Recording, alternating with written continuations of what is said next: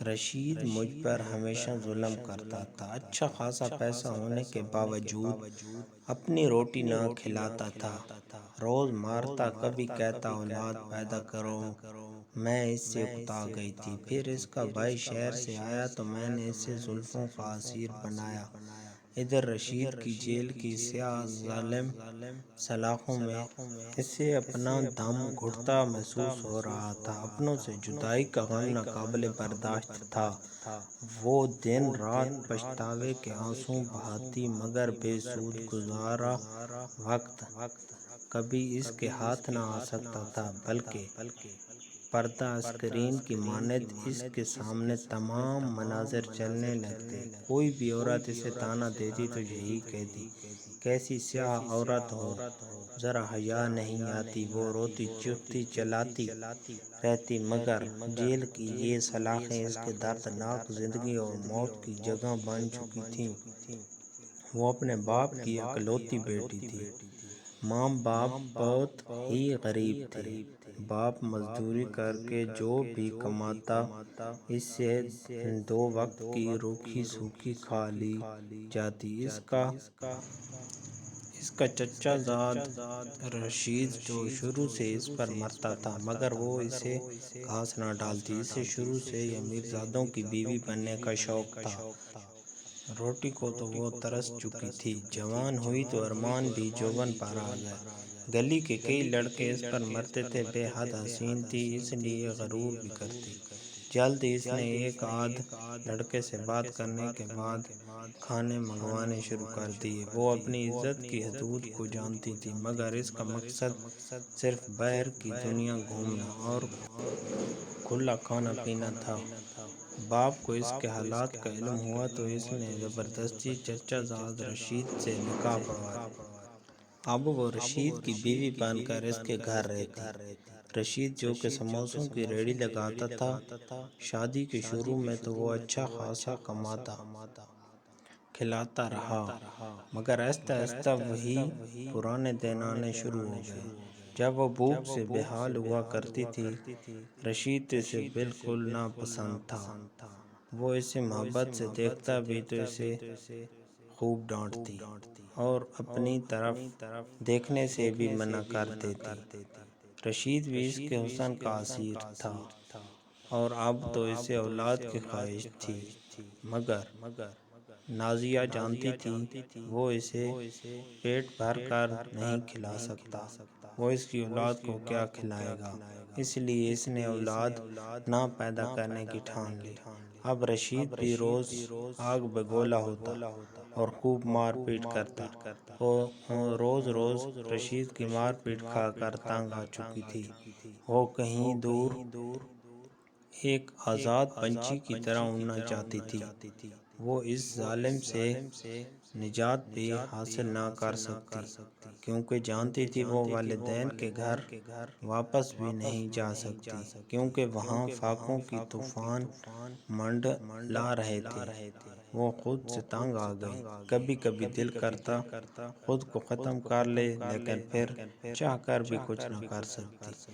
رشید کا چھوٹا بھائی یعنی اس کا دیور بشیر، جو شہر کی فیکٹری میں کام کرتا تھا، اکثر ان کے گھر آتا اور شہر کی بڑی بڑی باتیں کرتا، تو نازیہ کا بھی دل چاہتا وہ بھی شہر جائے، اس کے پاس ڈھیروں پیسے ہوں اور پھر وہ ملکہ بن کے راج کرے۔ وہ جانتی تھی رشید کے پاس بھی اپنا گھر ہے، سونا موجود ہے اور بہت ساری رقم جمع کر چکا ہے، مگر پھر بھی وہ ان سب تک رسائی حاصل نہ کر سکتی تھی۔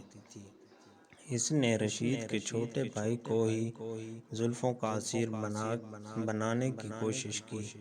جلد ہی وہ اس کھیل میں کامیاب ہو گئی۔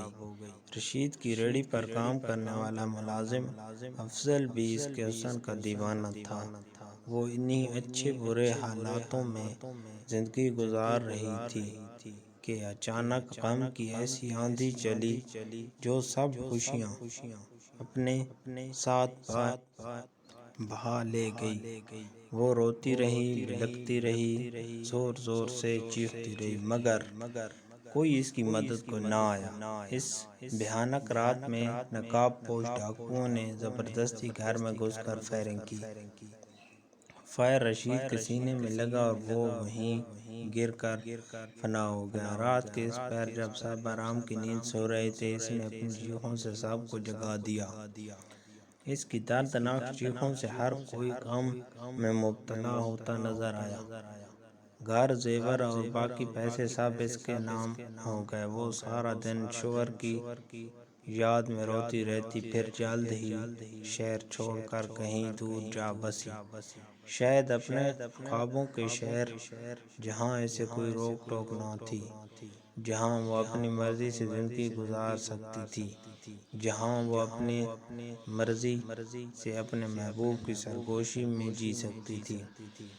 لیکن کبھی کبھی چیخ اٹھتی۔ روز رات کو سوتے ہوئے اس کا ضمیر اسے بے چین ہو کر کچو کے کر پکارتا، مگر پھر وہ خیالات کو جھٹک کر سو جاتی۔ شہر میں آ کر اس نے محبوب کو بھی چھوڑ دیا اور اب وہ نئے کاموں میں ملوث ہو گئی۔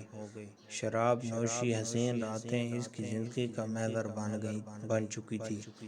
وہ ان کالے دھندوں میں روز منہ کالا کرتی اور پھر تھک ہار کر سو جاتی، مگر معاشرے کے سامنے وہ ایسی شریف عورت تھی جس کا سہاگ ظالم دیور نے ہی اجاڑ دیا، جو بیچاری شوہر کے غم میں جگہ جگہ دھکے کھاتی رہی اور پھر بالآخر بڑے شہر جا کر رہائش اختیار کر لی، جہاں فیکٹری میں کام کر کے 2 وقت کی کھا لیتی، مگر حقیقت تو اس کے برعکس تھی۔ وہ اپنی زندگی میں کھل کر جینا چاہتی تھی۔ وہ سب اقدار، روایات اور اصولوں کو بھول کر باغی ہو چکی تھی۔ بڑے سے بڑے جرم بھی اس کے لیے معمولی ہو گئے۔ کبھی کبھی گاؤں چکر لگاتی تو وہی معصوم نازیہ بن جاتی، جس کا سب کچھ ایک بھیانک رات میں لٹ گیا تھا۔ پولیس نے اس کے دیور بشیر پر بہت تشدد کیا، بالآخر وہ اسی نتیجے پر پہنچے کہ وہ قاتل نہیں، بس اسی دن کے بعد انہوں نے اپنی تشویش شروع کر دی اور پھر بالآخر وہ اصلی قاتل ان کی گرفت میں آ ہی گیا۔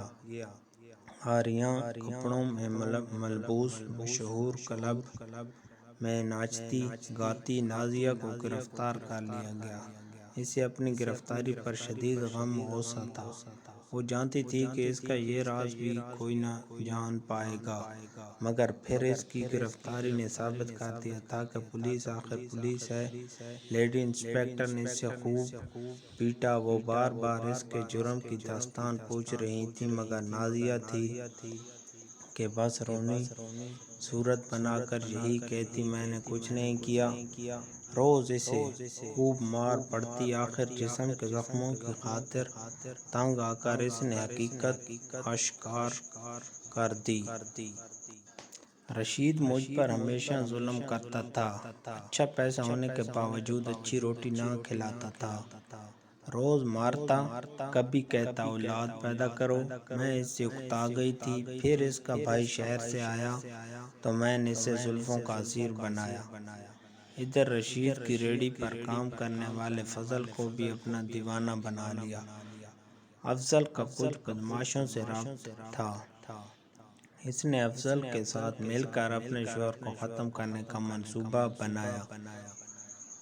میں جانتی تھی کہ میرا دیور شراب کا عادی ہے، اکثر شراب پی کر ہمارے گھر آ جاتا ہے۔